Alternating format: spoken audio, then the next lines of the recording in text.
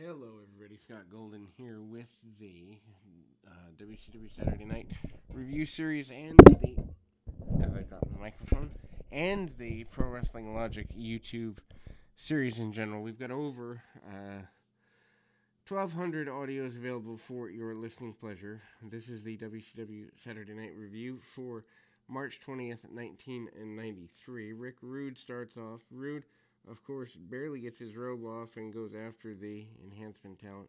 Doesn't really care about much, wants to get his U.S. title back, currently held by Dustin Rhodes, believes that it was unfairly taken from him, hits a backbreaker among other offensive maneuvers. In the meantime, hits the Rude Awakening,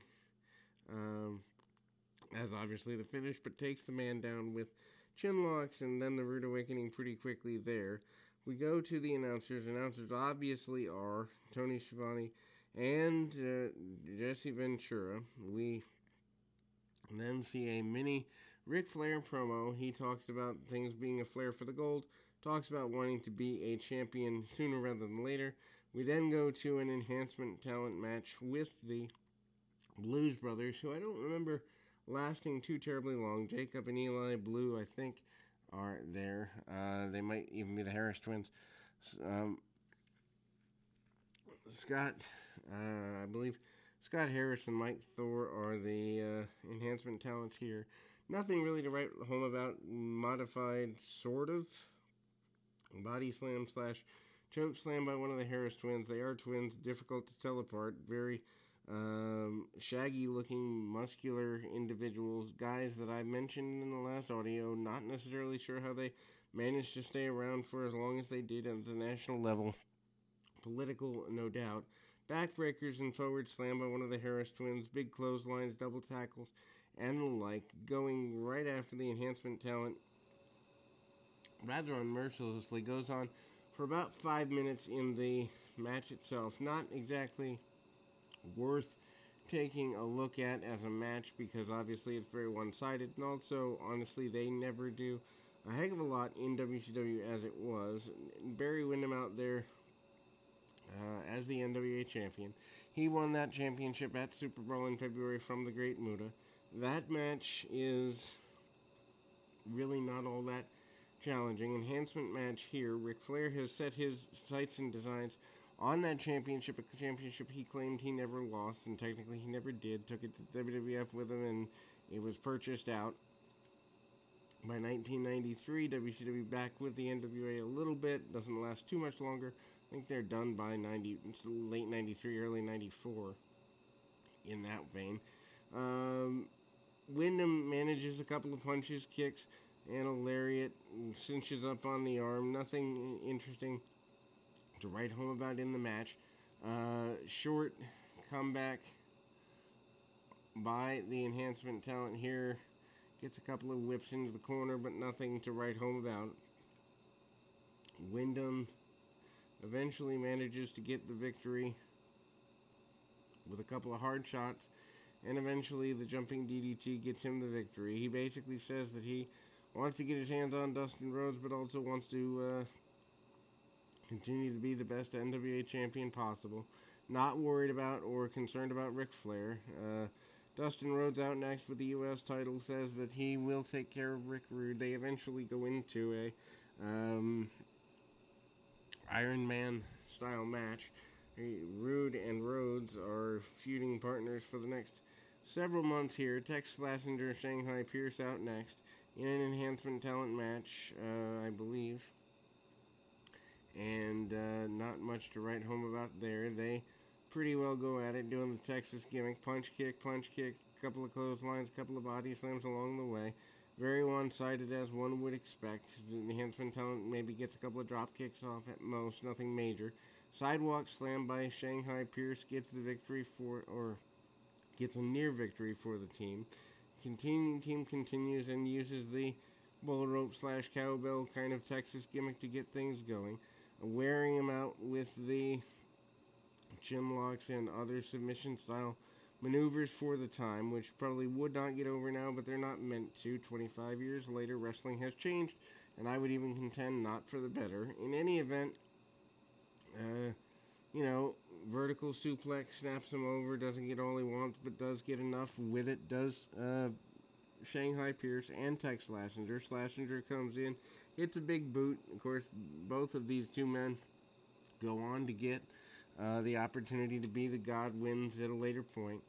What later becomes the slop drop is the finish by Tex Slazenger to end things here. Rip Rogers with pigtails goes off the top rope from the inside with a double axe handle onto Cactus Jack. Cactus Jack, full-blown babyface by this point. Mere weeks away from his series with Vader that leads to probably the biggest babyface push of his career, certainly to this point. Rogers doesn't even get his jacket off for the first few minutes of the match. Gets a couple of offensive maneuvers on Cactus. Doesn't necessarily get all he wants on it, though. And Cactus Jack eventually takes him down. He hits a reverse chinlock, which is a bit of a surprise. From Cactus Jack, that is. Hard shots and punches by Jack. Jack tries to go for the cover. Doesn't get all he wants on that. Jack hits the crack smash, jumping off the apron and the backdrop on the floor to the pigtailed man that is Rip Rogers. Jack leaps and dives with a diving somersault over the guardrail on the outside from one piece of it to another, and then they go back into the ring where Rogers goes for the inverted or an attempted sleeper hold, doesn't get what he wants. Jack eventually hits the double arm DDT after the crack smash on the floor, and obviously there's a win there. Oddly enough, Max Payne, who later becomes a tag team partner when he goes babyface to Cactus Jack in the years to come, is up next in an enhancement match here. One-sided match. It doesn't last very long as Max Payne doesn't really have a lot to offer in that vein. Punches, kicks, chin locks, and the like. Nothing major worth writing home about there.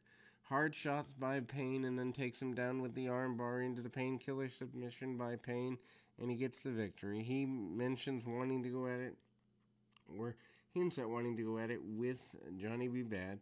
Then we go to a Big Sky match. Big Sky alongside Vinny Vegas. They have been tag partners. This time Van Hammer and Big Sky, which is a horrible idea for... Excuse me. Horrible idea for a match for a number of reasons. Ultimately, attempted power struggle. Big Sky has been portrayed as a power guy until this point. Locks headlocks on Van Hammer, doesn't get anything out of that.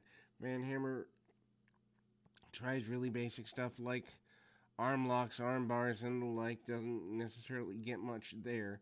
Van Hammer's a guy that's been touch and go from the area regardless, and he was pushed pretty heavy 6 months ago. Now it's kind of interesting to see him in WCW at the time. I think he's gone by the end of '93. Anyway, hits a couple of goofy moves, and obviously not going to get the suplex on him there. We then see a vertical suplex attempt and successfully navigated by Van Hammer. Van Hammer does manage to fall to his adversary here. Cole twins in an enhancement match. Kent and Keith Cole. Nothing to write home about here. They are literally rookie talents looking for something to do with themselves. Arm wringers, arm bars, and the like. They tag off on a regular basis wearing identical tights so as to put forth their identical nature. They get a victory in about 4 minutes, which is about all they should be in the ring anyway, because, well, after the sunset flip, they get the victory. But they're around for a cup of coffee and not really anything to write home about in terms of long-term longevity within the company. Even the babyface and heel announcer Jesse Ventura included have difficulty telling them apart. Enhancement talent match for Vinny Vegas. Vegas this time wearing no shirt, so showing a bit more muscularity, punches, kicks, and eventually the Snake Eyes finish. And actually running Snake Eyes, Big Sky out there with him, so I guess they're still trying to go with that team. Rick Rude saying he wants Dustin Rhodes once again, wants that U.S. title back once again, and we go into the final series of segments with about 10 minutes left in the program. Johnny Bad in another enhancement match, probably one of the most lackluster Saturday night programs for a while, and Johnny B. Bad has been a pretty big deal babyface here, and he's only there for about 3 minutes. Gets the win with a sunset flip. 1, 2, 3. Johnny B. Bad out there. They give Vader an opportunity at an enhancement match, and that goes about as well as you would expect. Vader hitting the almost a Samoan drop, drops the guy backwards, and ouch, lands right on his rib cage. Vader is unimpressed, hits a bunch of forearms and the Vader bomb from the inside second rope inside. Takes the guy back, nails him with a bunch of forearms, and Vader continues to go on a rampage. Hits a running tackle. Harley Race is his manager on the outside, and Vader gets a victory. As we close this particular audio, and we'll be back with more right after this.